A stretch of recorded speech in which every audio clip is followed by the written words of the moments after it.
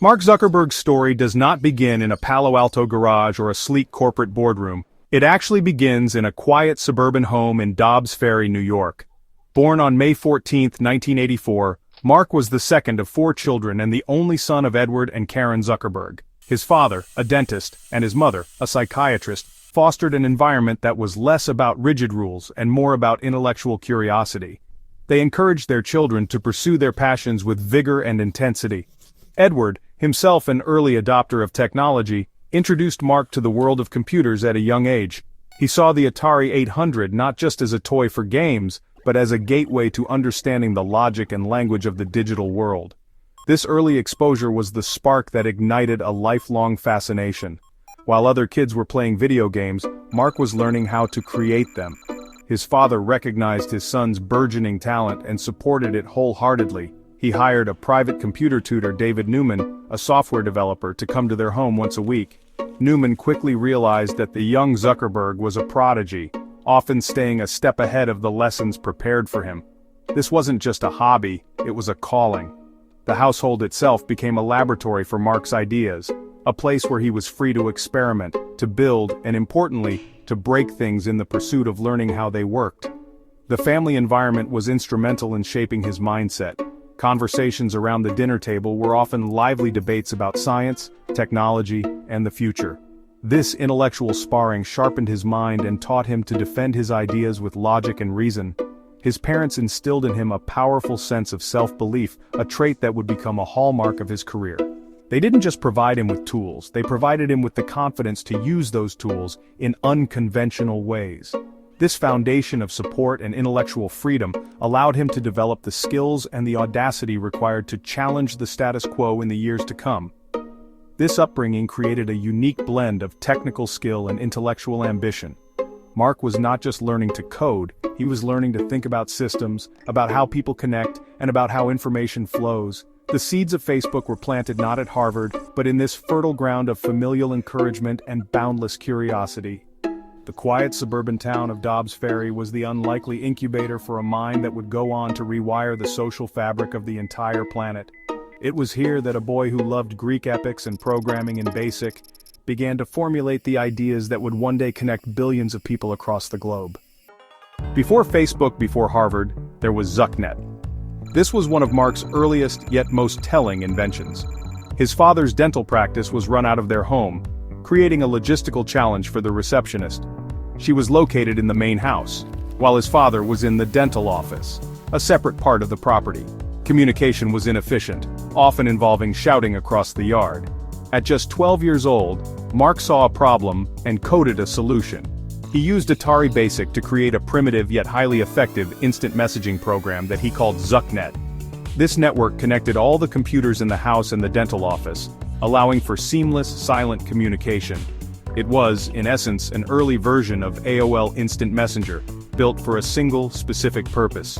ZuckNet was more than just a clever piece of code. It was a demonstration of his innate understanding of a core human need, the desire for easier communication. He saw how technology could bridge physical distances and make interactions more efficient. This project wasn't for fame or profit, it was a practical solution to a real-world problem he observed daily. The system was used by his family for years, a testament to its utility. It showed his early inclination to build tools that served a social function, a theme that would dominate his life's work. The project was a microcosm of his future endeavors: identify a communication gap and use technology to fill it. As he entered high school at Phillips Exeter Academy, his ambitions and skills grew exponentially. It was here that he, along with his friend Adam D'Angelo, created something far more sophisticated: the Synapse Media Player. In an era before Spotify and Pandora, music recommendation was a guessing game. Synapse was a revolutionary music player that used machine learning, a concept far from the mainstream at the time, to learn a user's listening habits. It would analyze the songs a person played and intelligently predict and create playlists of other music they would likely enjoy. The software was remarkably effective, a personalized radio station that got smarter with every song played. The Synapse Media Player was so impressive that it caught the attention of major tech companies. Both Microsoft and AOL expressed significant interest, reportedly offering close to $1 million to acquire the software and hire the teenage duo. In a move that would foreshadow his later business decisions, Zuckerberg turned them down. He and D'Angelo decided to release Synapse for free online and then head off to college. For Mark, the project was never solely about the money. It was about the challenge of building something new and the excitement of creating a tool that people found useful. This decision revealed a core part of his character, a focus on building an impact over a quick financial payout. Arriving at Harvard University in the fall of 2002, Mark Zuckerberg was already known on campus as a programming prodigy. He was the kid who had turned down Microsoft. He quickly immersed himself in the university's vibrant and competitive computer science scene, but his interests weren't confined to his coursework. He was fascinated by the social dynamics of the campus itself. Harvard was a sprawling, somewhat disconnected world of exclusive final clubs, different dormitories, and a vast student body. He saw the potential for technology to map and navigate this complex social landscape, to make the large, impersonal university feel smaller and more interconnected. This fascination would soon lead to a series of controversial yet formative projects. His first major foray into this social territory was Course Match. It was a simple but powerful tool that allowed students to see which classes their friends were enrolling in. This helped students make decisions about their schedules and form study groups. It was practical, useful, and an immediate hit. But it was his next project, FaceMash, that truly signaled the disruptive force he was about to become. In a late-night coding session fueled by frustration and bravado, Zuckerberg hacked into Harvard's online student directories, scraping photos and names. He then created a website that presented two student photos side by side and asked visitors to vote on who was hotter. The site was an explosive, if ethically dubious, success. Within hours, it had attracted thousands of visitors and generated so much traffic that it crashed Harvard's servers. The university administration was not amused. Zuckerberg was hauled before the administrative board and faced disciplinary action, including the threat of expulsion. He was accused of breaching security, violating copyrights, and infringing on individual privacy. The controversy forced him to issue a public apology. Yet the experience was profoundly educational. He had learned, in a very stark way, about the power of online identity and the viral nature of social applications. He also saw that people had a deep-seated desire to see and learn about the people around them online. The FaceMash incident, for all its controversy, was the direct precursor to Facebook. It demonstrated a clear demand for a centralized online directory of students, albeit one with more control and less objectification. Zuckerberg realized that the hot or not game was a gimmick, but the underlying concept of an online Facebook had immense potential, a digital version of the printed directories distributed to freshmen. He had stumbled upon a powerful idea about identity, community, and the human desire to connect. The backlash from FaceMash taught him a valuable lesson about privacy and consent, issues that would follow him throughout his career, shaping the very architecture and policies of the platform he was about to build. On February 4, 2004, from his dorm room in Kirkland House, Mark Zuckerberg launched the Facebook. The initial site was simple, almost stark in its design. It allowed Harvard students to create a profile, upload a photo, share their interests, and connect with friends. Its defining feature, however, was its exclusivity. To join, you needed a valid harvard.edu email address. This created a sense of a trusted, closed community, solving the problem of anonymity and fake profiles that plagued other social sites of the era like Friendster and MySpace. The exclusivity was key. It made the platform feel safe and authentic, a digital reflection of a real-world social network. The growth was nothing short of explosive. Within the first 24 hours, over 1,200 Harvard students had signed up within a month. More than half of the undergraduate population was on the platform. The buzz was palpable. Soon, students from other elite universities like Stanford, Columbia, and Yale were clamoring for access. Zuckerberg, along with his co-founders Dustin Moskovitz, Chris Hughes, and Eduardo Saverin, quickly worked to expand the network, adding one school at a time. This methodical, campus-by-campus rollout maintained the feeling of exclusivity while fueling demand. Each new school that was added felt like an invitation to an exclusive club, creating a viral loop of anticipation and rapid adoption. That summer, Zuckerberg and Moskovitz moved to Palo Alto, the heart of Silicon Valley. They rented a modest house that doubled as an office, a now legendary space of intense coding, late nights, and a singular focus on growing the platform. It was here that they met Sean Parker, the co-founder of Napster, who became the company's first president. Parker was instrumental in transforming the college project into a real business. He helped secure the company's first major angel investment of $500,000 from PayPal co-founder Peter Thiel. This funding was a critical turning point, allowing them to scale their infrastructure and hire their first employees. Parker also convinced Zuckerberg to drop the from the name, rebranding it simply as Facebook. As the user base grew into the millions, the technical and ethical challenges mounted. The site needed to be constantly re-engineered to handle the massive influx of users and data. Decisions made in these early days had lasting consequences. The introduction of the news feed in 2006 was a pivotal moment. It algorithmically organized friends' updates into a single continuous stream, fundamentally changing how users consumed information on the site. While it dramatically increased engagement, it also sparked the first major user revolt over privacy. Users felt that their activities were being broadcast without their explicit consent. Zuckerberg had to learn on the fly how to manage a global community, balancing innovation with the privacy expectations of a rapidly expanding user base. Mark Zuckerberg's leadership has been defined by a relentless focus on growth and a willingness to take enormous risks. He consistently prioritized long-term vision over short-term financial gain, a philosophy that became evident early in Facebook's history. Major companies, seeing the platform's meteoric rise, came knocking with tantalizing offers. In 2006, Yahoo offered to buy Facebook for a staggering $1 billion. For a 22-year-old CEO and his young team, it was a life-changing sum of money. Many of his executives and investors urged him to take the deal, but Zuckerberg refused. He believed Facebook was just getting started, and that its potential was far greater than what Yahoo envisioned. He wasn't building a feature, he was building a utility for humanity. This refusal to sell became a defining moment in Silicon Valley lore. It cemented his reputation as a founder with an unwavering, almost audacious belief in his own mission. He wasn't interested in a quick exit. He wanted to build an enduring company that would change the world. This mindset guided his strategy for the next decade, which was characterized by aggressive and often expensive acquisitions. He wasn't just buying companies, he was buying talent, technology, and most importantly, future threats to Facebook's dominance.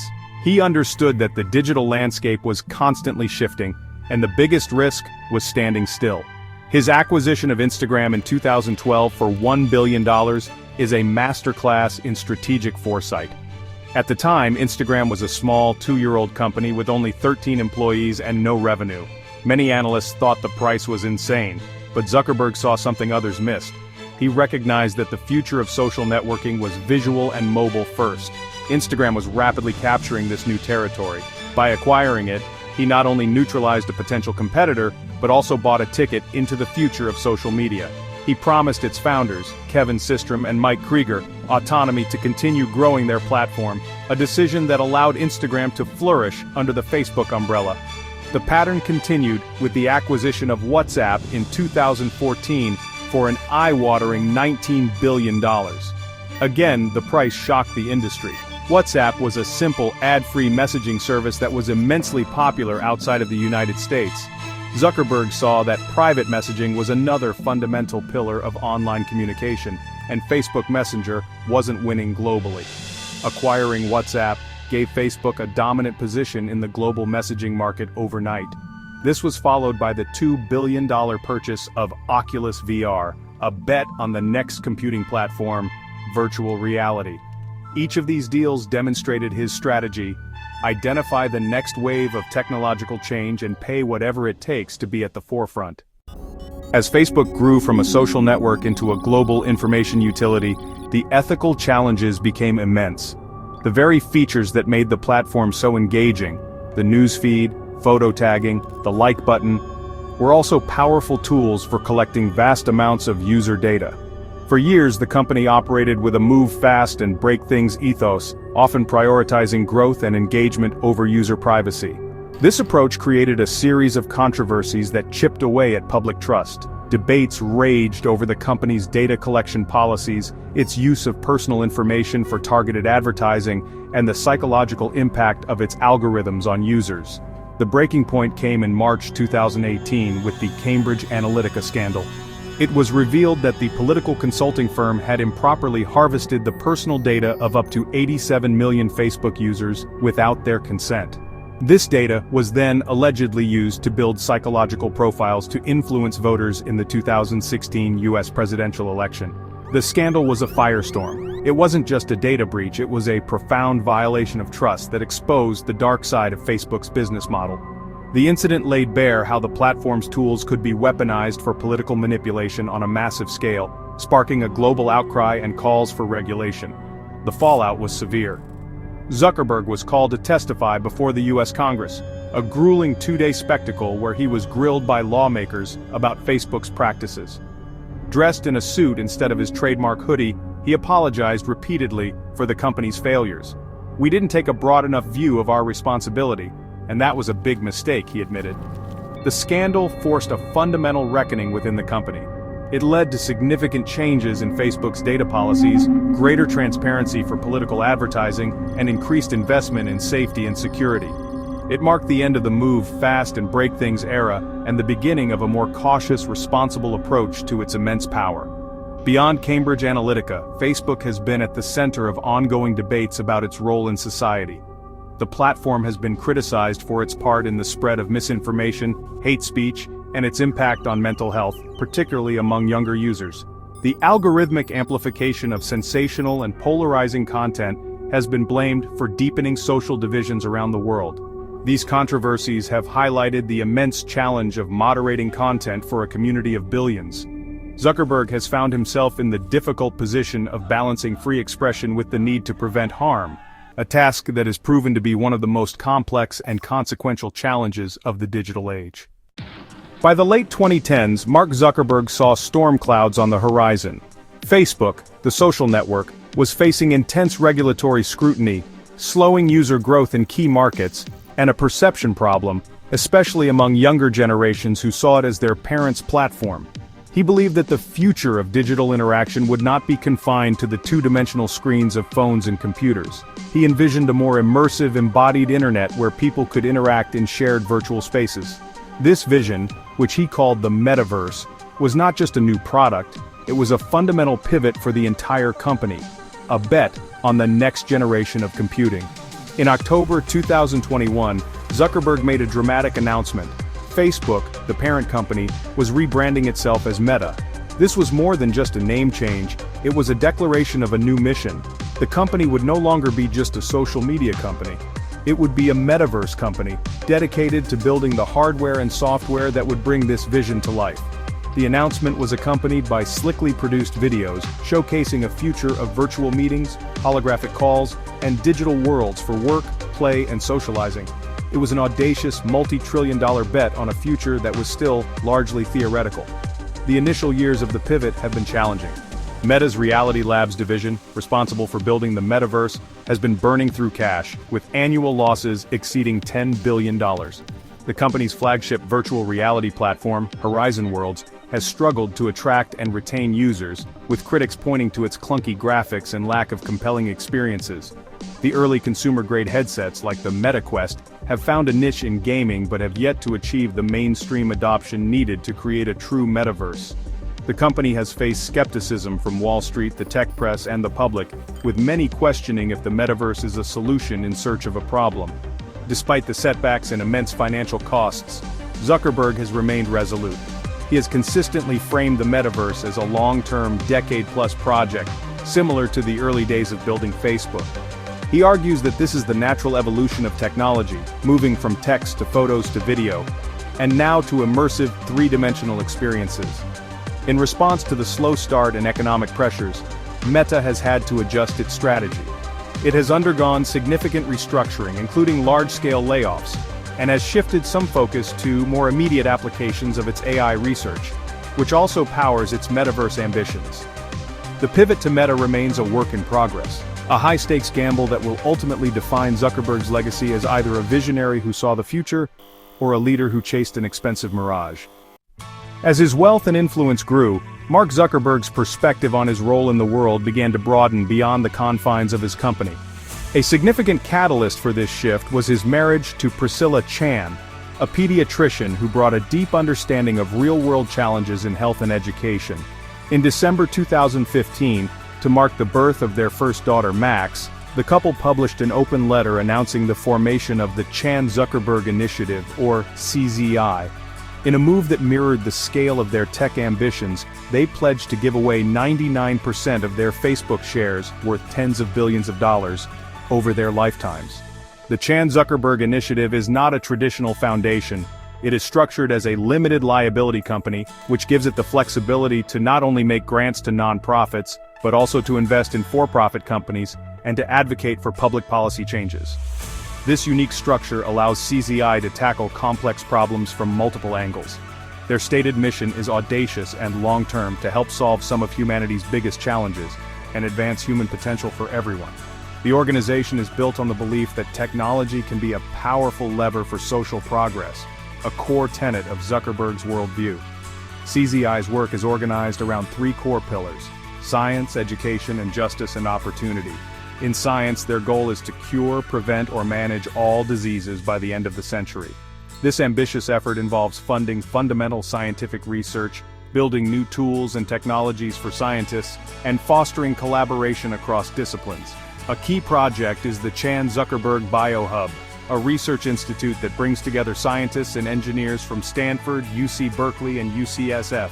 In education, CZI focuses on creating personalized learning experiences that meet the individual needs of every student, often through the development of new software and educational tools for classrooms. The initiative represents a different side of Mark Zuckerberg, one focused on legacy beyond Meta.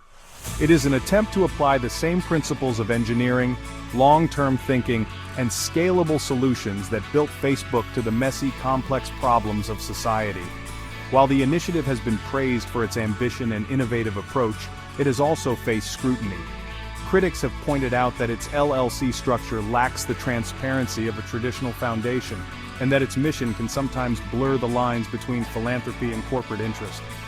Nevertheless, CZI represents a significant chapter in Zuckerberg's life, a commitment to deploying his immense resources toward building a better, healthier, and more equitable future. Evaluating the legacy of Mark Zuckerberg in 2025 is a complex and deeply polarizing exercise. There is no simple verdict. On one hand, he is the undisputed architect of the social media age. He built a platform that has connected more than 3 billion people, fundamentally altering the nature of human communication, community, and commerce. Facebook has enabled social movements, helped families stay in touch across continents, and given a voice to countless individuals and small businesses. He built an empire not just on code but on a profound insight into the universal human desire for connection. His journey from a Harvard dorm room to the helm of a global tech behemoth is an inspiring if cautionary tale of modern entrepreneurship. However, this legacy is inextricably linked to the controversies that have defined his company's rise. The same tools that connect people have also been used to divide them. The relentless pursuit of growth and engagement created a system vulnerable to misinformation, political manipulation, and exploitation. The Cambridge Analytica scandal, the debates over algorithmic bias, and the platform's impact on mental health are not mere footnotes. They are central to his story. Zuckerberg's legacy is therefore a dual one. He is both a great connector and a creator of systems whose negative consequences we are still struggling to understand and mitigate. His story is a powerful lesson in the immense responsibility that comes with building technology at a global scale.